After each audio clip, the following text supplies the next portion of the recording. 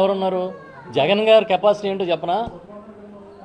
2018లో పాదయాత్ర చేస్తుంటే శ్రీకాకుళంలో 22 మంది మత్స్యకారుల్ని పాకిస్తాన్లో ఆపేశారని, అక్కడ అరెస్ట్ చేసి లోపల పెట్టారంటే నేను వచ్చిన తర్వాత తీసుకొస్తానని చెప్పి ఒక టీముని పెట్టి పాకిస్తాన్ నుంచి 22 మంది మత్స్యకారులని సురక్షితంగా భారతదేశానికి సురక్షితంగా తీసుకొచ్చి శ్రీకాకుళంలో వాళ్ళ ఇంటికి అప్పచెప్పి ఒక్క కుటుంబానికి 5 లక్షల రూపాయలు ఇచ్చారు. అది జగన్మోహన్ రెడ్డి గారి మార్క్. అదే ఇవాళ తండేలు అని ఒక సినిమా తీశారంట. అది రియల్ స్టోరీ. అది జగన్ కెపాసిటీ.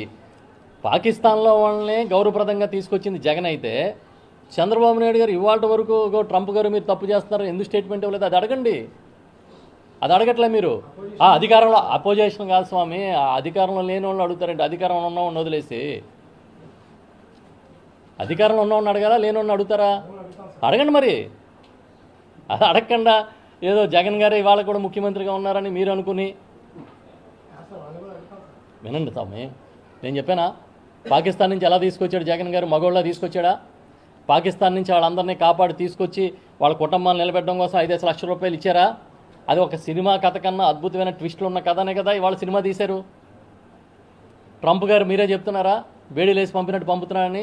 మరి దేశంలో కూటమిలో ఉన్న పార్టీలు ప్రభుత్వాలు మాట్లాడుకుని ఇది అన్యాయం అయ్యా, మా ఆత్మగౌరవం అయ్యా అని మాట్లాడాలి కదా. మాట్లాడకపోతే మీరు అడగాలి కదా. మీరు ఎవరిని అడిగారు? జగన్ గారిని అడుగుతారా? మన స్థాయి కానివి ఇక్కడ మనం మాట్లాడుకోకూడదు.